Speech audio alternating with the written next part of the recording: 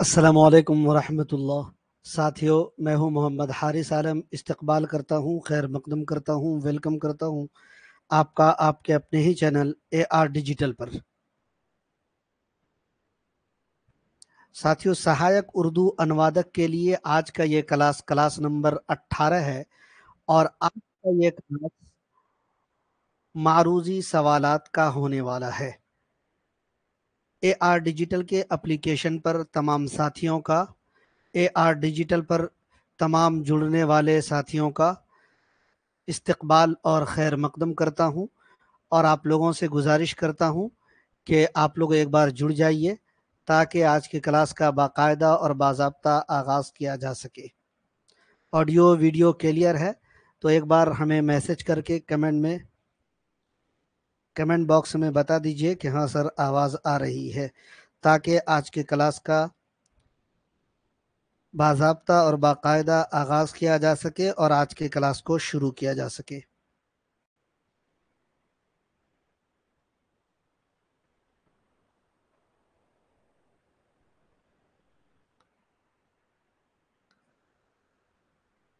मैं आप लोगों के चैट बॉक्स से देख रहा हूं, लेकिन अभी तक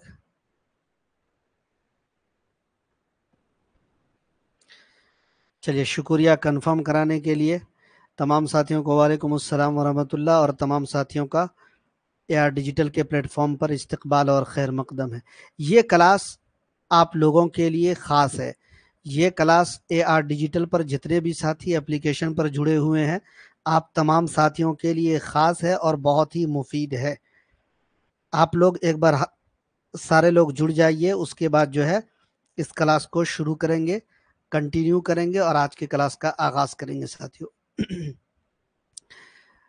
तमाम साथियों को वालेकुम अस्सलाम वरहमतुल्लाह। साथियों, आज के क्लास में हमने बहुत सारे सवालात जो है आपके लिए, बहुत उम्दा और अच्छे सवालात आपके लिए मैं आप सबकी खिदमत में आज के क्लास में लेकर आया हूं।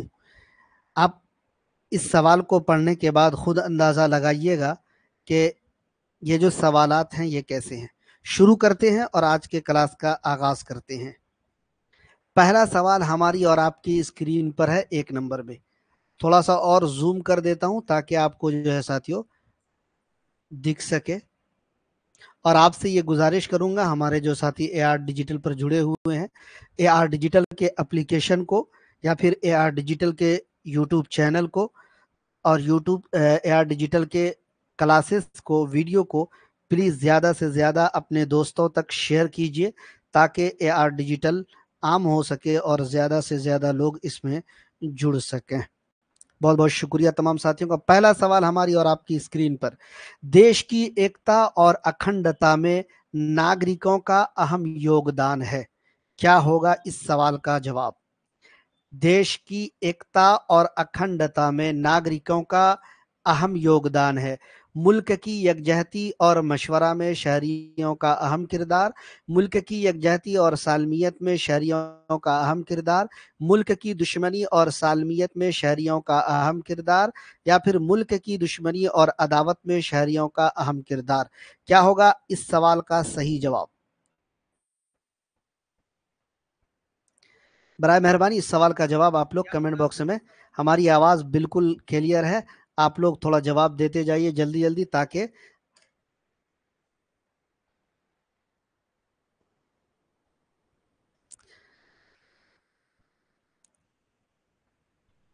पहला सवाल हमारी और आपकी स्क्रीन पर है। देखिए, देश की एकता यानी मुल्क की यकजहती, या फिर दोस्तों यकजहती की जगह इत्तेहाद भी हो सकता था।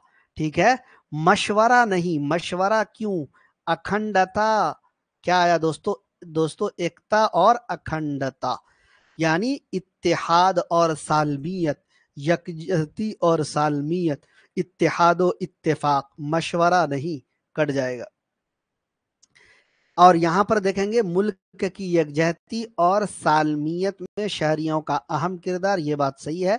दुश्मनी और सालमियत नहीं हो सकता, दुश्मनी और अदावत नहीं हो सकता है, बल्कि देश की एकता यानी दोस्तों मुल्क की यकजहती, मुल्क का इत्तेहाद, अखंडता यानी सालमियत, सही सालिम, नागरिकों यानी शहरियों, का अहम योगदान यानी अहम किरदार।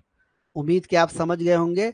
मुल्क की यकजहती और सालमियत में यानी देश की एकता और अखंडता में नागरिकों का अहम योगदान यानी शहरियों का अहम किरदार है। तो पहले सवाल का बी ऑप्शन, और आप लोगों ने भी बी ऑप्शन दिया है, बहुत बहुत शुक्रिया।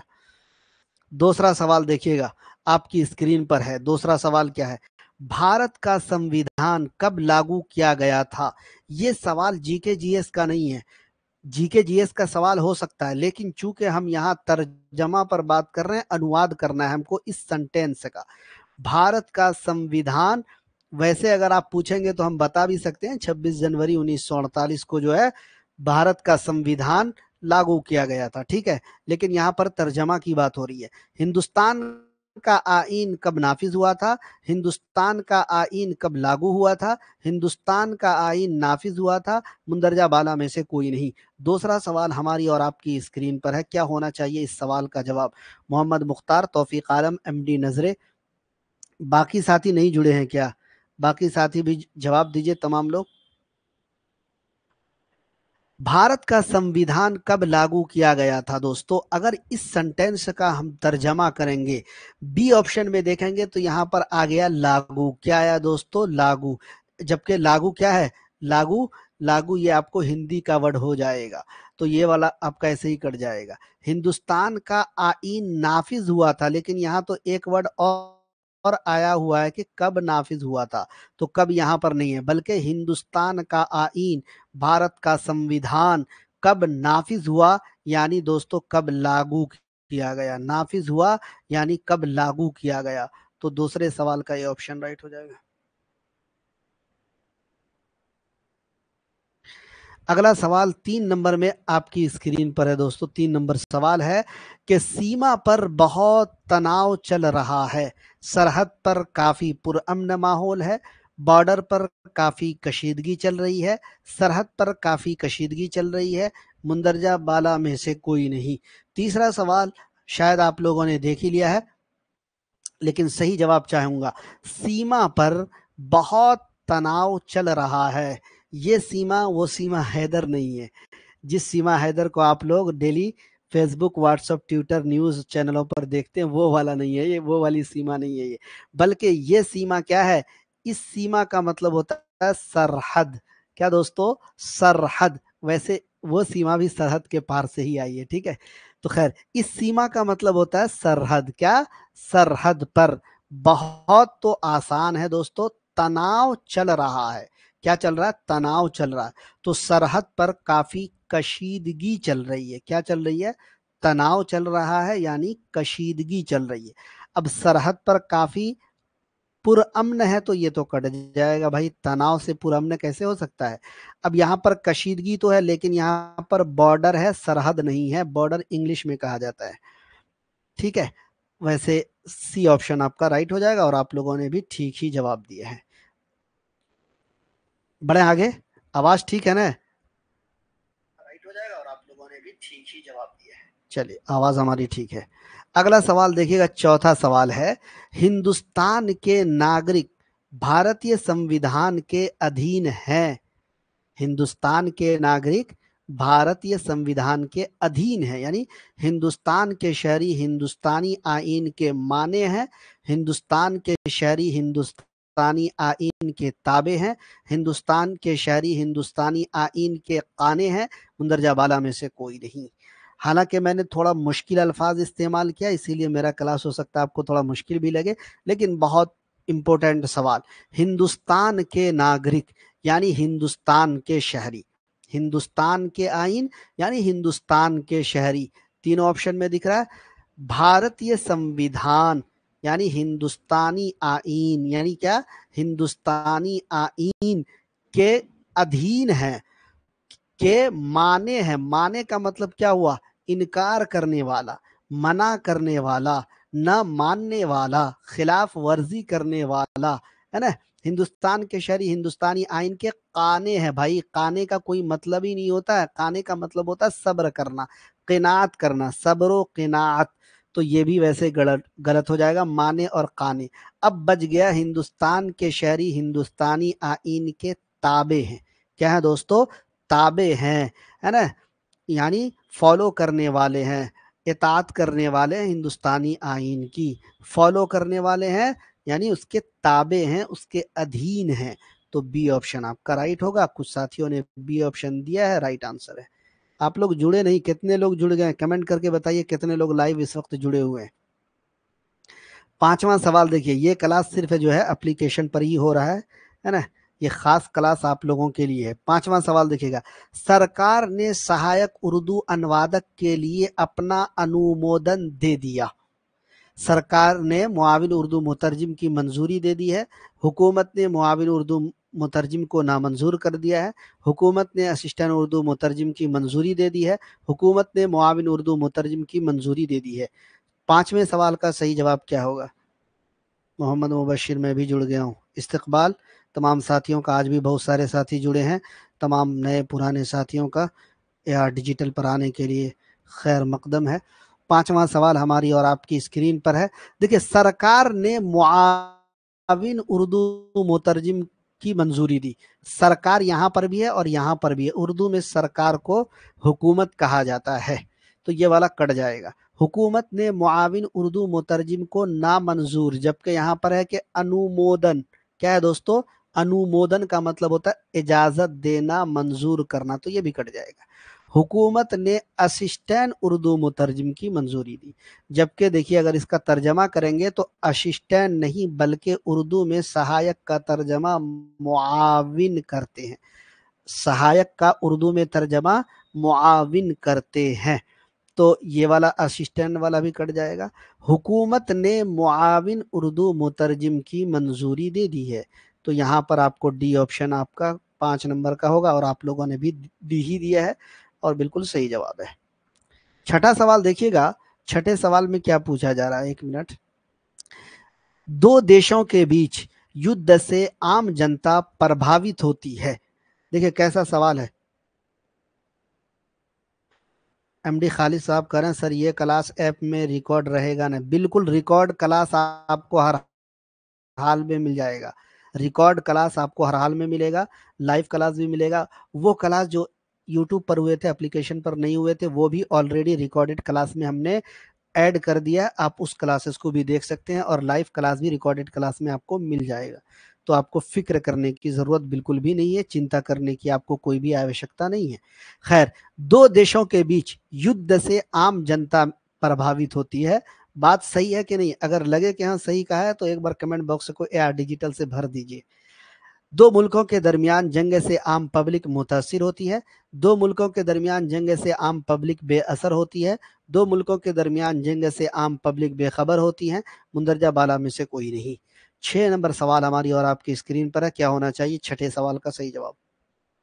दो देशों के बीच युद्ध से आम जनता प्रभावित होती है। क्या बात है, दो देशों के बीच युद्ध से आम जनता प्रभावित होती है। तो देखिए, दो मुल्कों के, क्या दोस्तों, दो मुल्कों के दरमियान जंग से आम पब्लिक मुतासिर होती है। बिल्कुल सही बात है। दो मुल्कों के दरमियान जंग से आम पब्लिक बेअसर नहीं होती है। दो मुल्कों के दरमियान जंग से आम पब्लिक बेखबर होती है, नहीं। क्या होता है? मुतासिर होती है, प्रभावित होती है। मुतासिर होती है यानी प्रभावित होती है। ठीक है, दो देशों के बीच, दो मुल्कों के दरमियान युद्ध से, जंग से आम जनता, आम पब्लिक प्रभावित होती है, मुतासिर होती है। शुक्रिया शुक्रिया। अगला सवाल देखते हैं 7 नंबर में क्या कहा जा रहा है। किसी भी टीम का कप्तान अपनी टीम का प्रतिनिधित्व करता है। किसी भी टीम का कप्तान अपनी टीम की हिफाजत करता है। किसी भी टीम का कप्तान अपनी टीम की आजिज़ी करता है। किसी भी टीम का कप्तान अपनी टीम की नुमाइंदगी करता है। मुंदरजा बाला में से कोई नहीं। 7वां सवाल आप सबकी स्क्रीन पर है। एप्लीकेशन पर भी अगर आपको लाइक और शेयर करने का ऑप्शन आ रहा है तो आप कर सकते हैं, क्योंकि लाइक शेयर कर दीजिएगा तो बेहतर रहेगा। हमारे कुछ साथी यार डिजिटल के एप्लीकेशन पर हैं, वो जो है है ना, कुछ से कुछ एप्लीकेशन पर मैसेजेस कर रहे हैं। तो उनसे मैं ये कहना चाहूँगा कि अगर आप यूट्यूब पर जितने भी लोग सहायक उर्दू अनुवादक के क्लासेस करा रहे हैं, अगर आप उनके यहाँ देखेंगे तो उन्होंने मतलब मुश्किल से 5-6 क्लास कराया हिंदी का।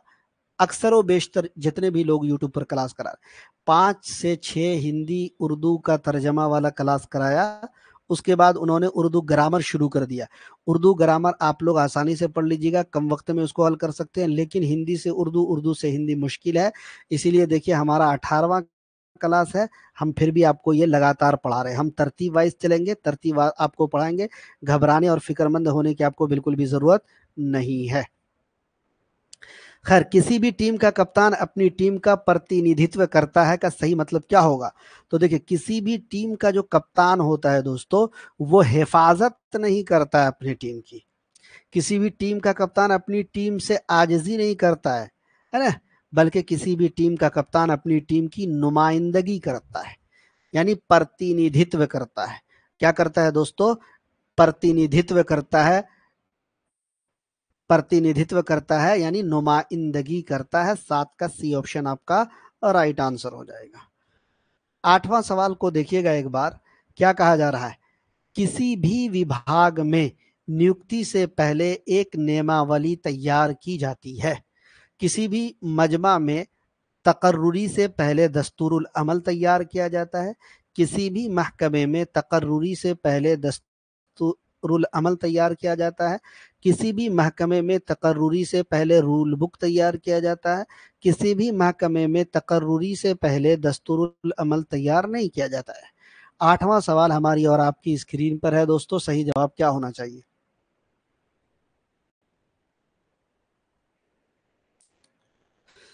बहुत उम्दा, रुश्ता हयात एमडी, नजरे एमडी, रजा राजा।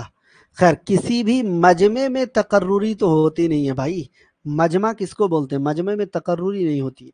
किसी भी महकमे में, किसी भी विभाग में, मतलब किसी भी महकमे में नियुक्ति से पहले, तकर्रुरी से पहले नियमावली यानी दस्तूरुल अमल, नियमावली दस्तूरुल अमल, जिसे इंग्लिश में रूल बुक कहा जाता है, ठीक है? तो दस्तूरुल अमल तैयार किया जाता है, यानी किसी भी महकमे में तकर्रुरी से पहले, किसी भी विभाग में नियुक्ति से पहले दस्तूरुल अमल, नियमावली तैयार किया जाता है। बी ऑप्शन आपका राइट हो जाएगा। यहाँ पर है कि तैयार नहीं किया जाता है, तो ये बात तो ऐसे ही गलत हो जाएगा। वालेकुम अस्सलाम फातिमा ज़ईन। अगला सवाल देखिएगा, 9 नंबर है। हमारा आवेदन बिना किसी कारण के रद्द कर दिया गया। अगर आप गौर करेंगे तो हमारे एक सवाल में अगर आप देखेंगे तो कितने सारे आपको हिंदी उर्दू अल्फाज जो हम लोग रोजमर्रा में इस्तेमाल नहीं होता है, वो अल्फाज आपको यहाँ पर देखने को मिल जाएंगे। हमारी दरखास्त बगैर किसी वजह से मंजूर कर दी गई। हमारी दरखास्त किसी वजह से मनसूख कर दी गई। हमारी दरखास्त बगैर किसी कारण से मनसूख कर दी गई है। हमारी दरखास्त बगैर किसी वजह से मनसूख कर दी गई है। 9 नंबर सवाल हमारी और आपकी स्क्रीन पर है, सही जवाब क्या होना चाहिए? अगर यहां देखेंगे तो हमारा आवेदन यानी हमारी दरखास्त बिना किसी कारण के, बिना किसी कारण के तो बगैर किसी वजह से रद्द कर दिया गया है। क्या कर दिया गया है? रद्द, मंजूर नहीं किया गया है। रद्द किया गया है का मतलब क्या हुआ दोस्तों? मनसूख कर दिया गया, रिजेक्ट कर दिया गया है ना, कबूल नहीं किया गया है। हमारी दरखास्त किसी वजह से मनसूख कर दी गई है ना, किसी वजह से नहीं, बल्कि बिना किसी कारण, बगैर किसी वजह के, किसी वजह से मनसूख नहीं की गई बल्कि बगैर किसी वजह से मनसूख की गई है, इसलिए कट जाएगा। हमारी दरखास्त बगैर किसी कारण से मनसूख नहीं की गई है बल्कि किसी वजह से मनसूख की गई है। हमारी दरखास्त बगैर किसी वजह से मनसूख कर दी गई है। 9 नंबर का डी ऑप्शन हो जाएगा। अगला सवाल देखिएगा, 10 नंबर।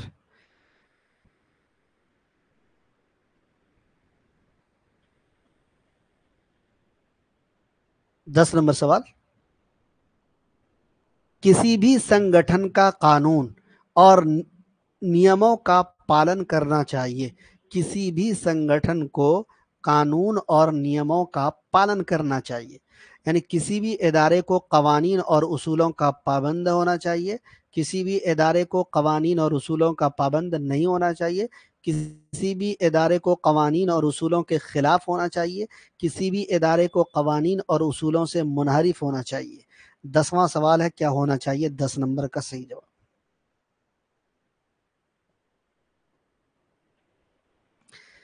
इतने लोगों में इतने कम लोग जुड़े हुए हैं,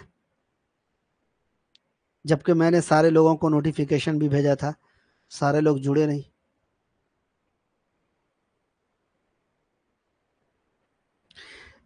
लगातार 3 दिन, लगातार 3 दिन अगर जो लोग लाइव क्लास में नहीं जुड़ेंगे, उनका ऑटोमेटिक जो है लाइव क्लास ब्लॉक हो जाएगा। एक बात ये भी याद रखिएगा।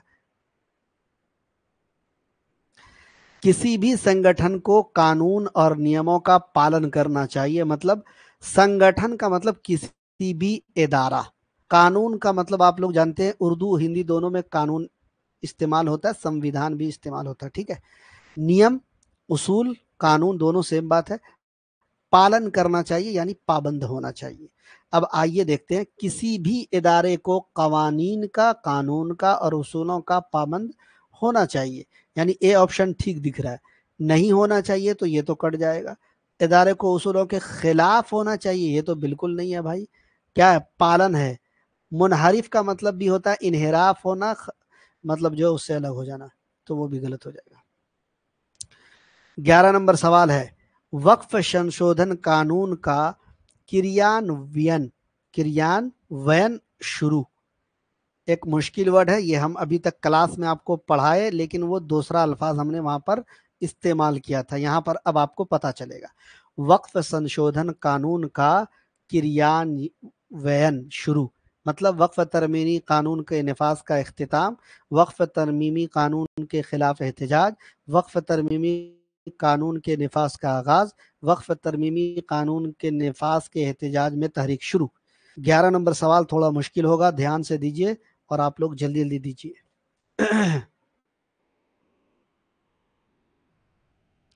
तो 11 नंबर सवाल का सही जवाब क्या होना चाहिए? देखिए, वक्फ संशोधन कानून, संशोधन का मतलब होता है दोस्तों, हमने आपको बताया था तरमीम, है ना, चेंजिंग, तब्दीली करना। तरमीमी संशोधन कानून, वक्फ संशोधन कानून, वक्फ तरमीमी। क्या है? क्रियान्वयन शुरू का मतलब ये हुआ, क्रिया एक वर्ड होता है ना, लागू करना। क्या होता है? लागू। हमने लागू तो पढ़ाया, लेकिन ये वर्ड क्रियान्वयन, इसका मतलब भी होता है लागू करना, नाफिज करना। शुरू यानी आगाज, तो इख्तिताम गलत हो जाएगा, एहतजाज गलत हो जाएगा, यहां पर भी एहतजाज गलत। वक्फ तरमीमी कानून के नफाज का आगाज, यानी वक्फ संशोधन कानून का क्रियान्वयन शुरू, क्रियान्वयन शुरू। अब आप लोग डी दे रहे हैं तो वो गलत जवाब है, डी दे रहे हैं तो गलत जवाब है, सी ऑप्शन यहां पर आपको राइट हो जाएगा। अगला वर्ड है, देखिएगा, कहा जा रहा है चोरी, डकैती, हत्या, बलात्कार आदि दंडनीय अपराध है। हमने पढ़ाया था ये अल्फाज आपको, आई थिंक क्लास नंबर 15 में या फिर 16 में, उसी के ये सब सवालात मैं लगा रहा हूं।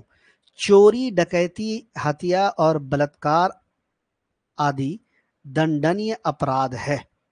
देखिए, चोरी डकैती के लिए, चोरी डकैती हिंदी उर्दू दोनों में इस्तेमाल होता है, हमने बहुत इस पर रिसर्च किया है, ठीक है। चोरी डकैती, कत्ल, हत्या यानी कत्ल, इस्मतदरी यानी बलात्कार, वगैरह, आदि यानी वगैरह नाकाबिले सजा जुर्म है। क्या हो जाएगा? 12 नंबर सवाल है, तो नाकाबिले सजा, चोरी डकैती कत्ल इस्मत दरी वगैरह काबिल सजा जुर्म है। चोरी डकैती कत्ल इस्मत दरी वगैरह नाकाबिल यकीन जुर्म है, मुंदरजा बाला में से कोई नहीं। 12 नंबर का क्या होना चाहिए? देखिए, नाकाबिल सजा, तो ये बात तो गलत है भाई, ठीक है। नाकाबिल यकीन जुर्म है, ये एक हद तक चल सकता है, लेकिन यहां जो तर्जमा करने के लिए कहा गया उस पर फिट नहीं बैठ रहा है। मुंदरजा बाला में से कोई नहीं, बल्कि चोरी डकैती हत्या यानी कत्ल, बलात्कार यानी इस्मत दरी, आदि यानी वगैरह, दंडनीय अपराध यानी काबिले सजा जुर्म, दंडनीय अपराध काबिले सजा जुर्म है। बी ऑप्शन आपका राइट हो जाएगा। अगला वर्ड देखिएगा साथियों, अगला सवाल है, गर्मियों में अधिक पानी पीना स्वास्थ्य के लिए लाभदायक होता है। गर्मियों में ज्यादा पानी पीना सेहत के लिए नफा बख्श है। गर्मियों में ज्यादा शरबत पीना सेहत के लिए नफा बख्श है। गर्मियों में ज्यादा जूस पीना सेहत के लिए नफा बख्श है। गर्मियों में ज्यादा दूध पीना सेहत के लिए नफा बख्श है। क्या होगा इस सवाल का सही जवाब? जल्दी जल्दी जवाब देते जाइए।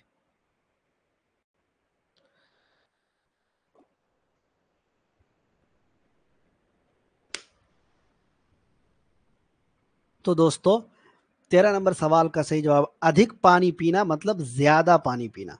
पानी है तो शरबत, जूस, दूध गलत हो जाएगा। ए ऑप्शन आपका राइट हो जाएगा। लाभदायक है यानी नफा बख्श है, सेहत के लिए, स्वास्थ्य के लिए। अधिक यानी ज्यादा। अगले वर्ड की तरफ बढ़ते हैं। अगला सवाल है, न्यायालय द्वारा दिए गए निर्णय की अवहेलना करना न्यायालय की अवमानना कहलाता है। एक जगह है अवहेलना, एक जगह है अवमानना, दोनों का सही उर्दू देखिएगा। न्यायालय द्वारा दिए गए निर्णय का अवहेलना करना न्यायालय की अवमानना कहलाता है। अदालत के फैसले को मानना तौहीन अदालत कहलाता है। अदालत के हुक्म की तामील तौहीन अदालत कहलाता है। अदालत के फैसले को न मानना तौहीन अदालत कहलाता है। मुंदरजा बाला में से कोई नहीं। इस सवाल पर थोड़ा गौर कीजिएगा, चूंकि ये अल्फाज अगर आप देखेंगे तो थोड़ा सा यहाँ पर आपको अल्फाज सोचने पर मजबूर कर देगा। अदालत के फैसले को मानना तौहीन अदालत कब से हो गया? ये तो गलत हो जाएगा, है ना। न्यायालय द्वारा दिए गए निर्णय की अवहेलना करना यानी न मानना न्यायालय की अवमानना कहलाता है, यानी अदालत की तौहीन कहलाता है। अदालत के हुक्म की तामील तौहीन अदालत है। भाई हुक्म की तामील तौहीन अदालत नहीं हो सकती। अदालत के फैसले को न मानना तौहीन अदालत कहलाता है। एक मिनट प्लीज।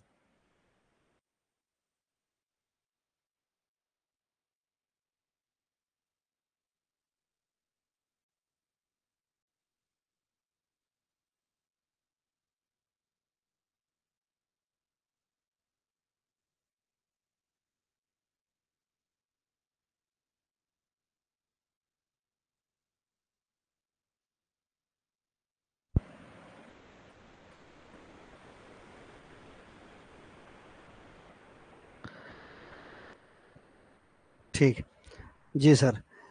तो कह रहे थे कि अदालत के फैसले को न मानना तौहीन अदालत कहलाएगा। 14 का सी ऑप्शन राइट हो जाएगा। 15वां सवाल हम सबकी स्क्रीन पर है दोस्तों। पूछा जा रहा है कि बिहार सरकार ने शराब के सेवन पर प्रतिबंध लगा दिया है। बिहार सरकार ने शराब बेचने पर पाबंदी आयद की है। बिहार सरकार ने शराब पीने की इजाजत दी है। बिहार सरकार ने शराब बेचने पर पाबंदी हटा दी है। बिहार सरकार ने शराब पीने पर पाबंदी आयद की है। 15 नंबर सवाल का क्या होना चाहिए सही जवाब? साथियों अगर आप गौर करेंगे यहाँ पर, तो बिहार सरकार ने शराब के सेवन पर, तो बेचना आएगा आ गया है तो गलत हो जाएगा ना। चूंकि सेवन करने का मतलब क्या होता है? पीना। बिहार सरकार ने शराब पीने की इजाजत कहाँ दी है? यहाँ पर है प्रतिबंध है, तो इजाजत तो गलत हो जाएगा। बिहार सरकार ने शराब बेचने पर पाबंदी हटा दी है, ये बात भी गलत हो जाएगा।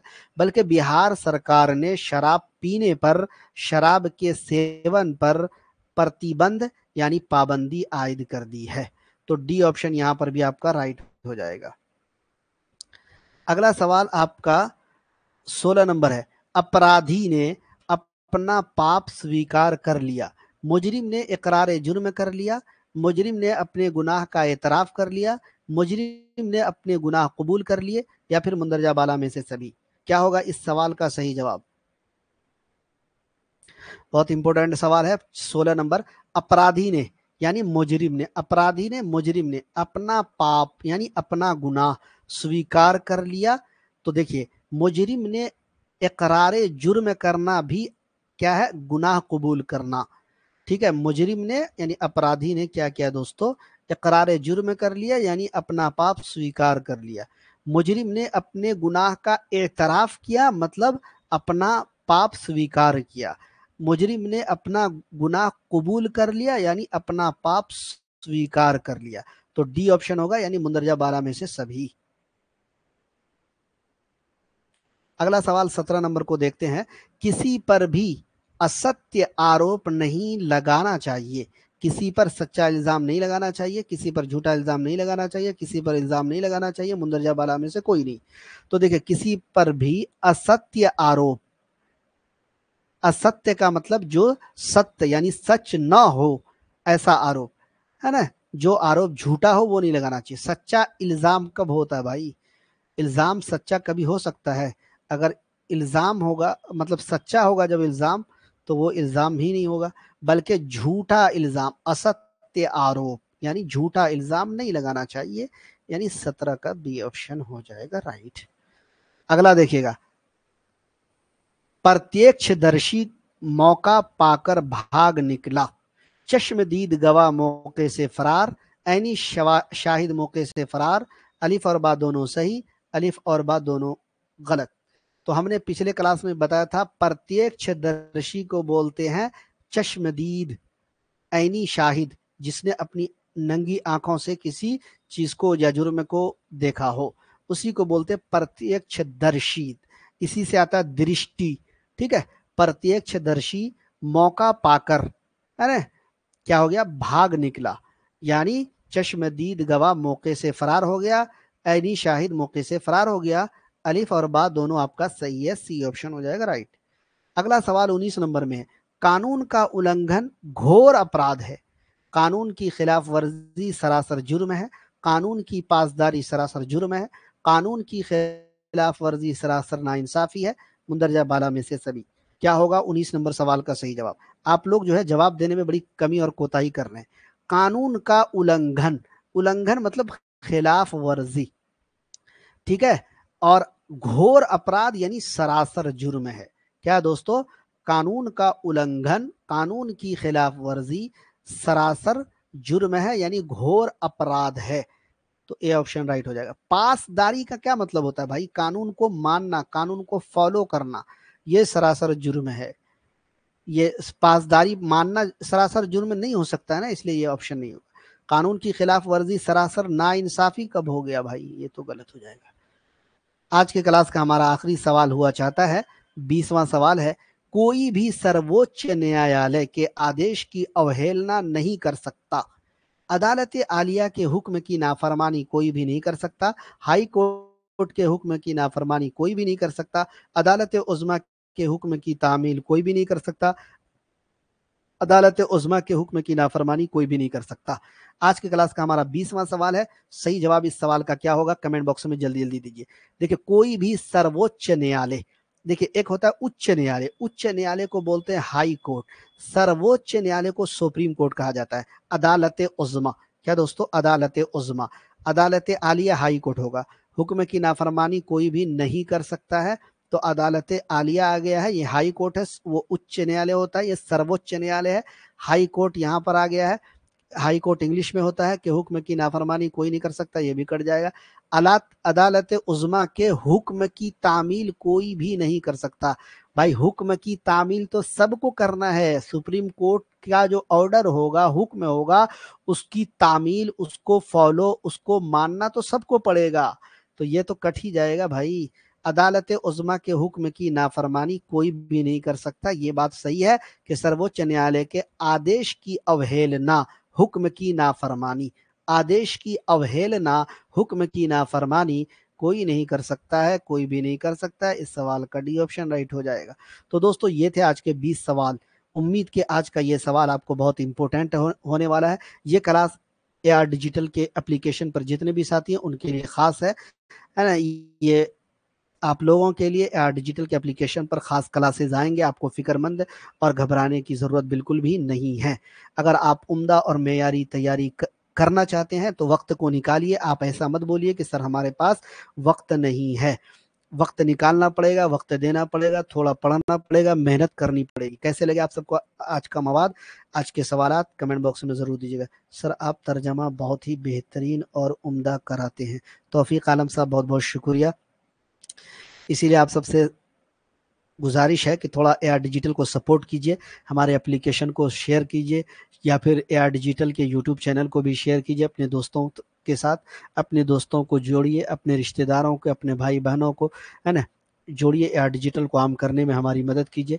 मैं आप तमाम साथियों का दिल से ममनून व मशकूर हूँगा। साथ ही साथ एआर डिजिटल के एप्लीकेशन पर आप जितने साथियों ने भी क्लास लिया है, मैं आप लोगों को ये इत्मीनान दिलाता हूँ, तशफ़ी दिलाता हूँ कि इंशाअल्लाहुल अज़ीज़ मैं जी जान लगाकर आप लोगों के लिए उम्दा मवाद लाऊँगा और आप लोगों को इत्मीनान बख्श, तशफ़ी बख्श तैयारी कराऊँगा।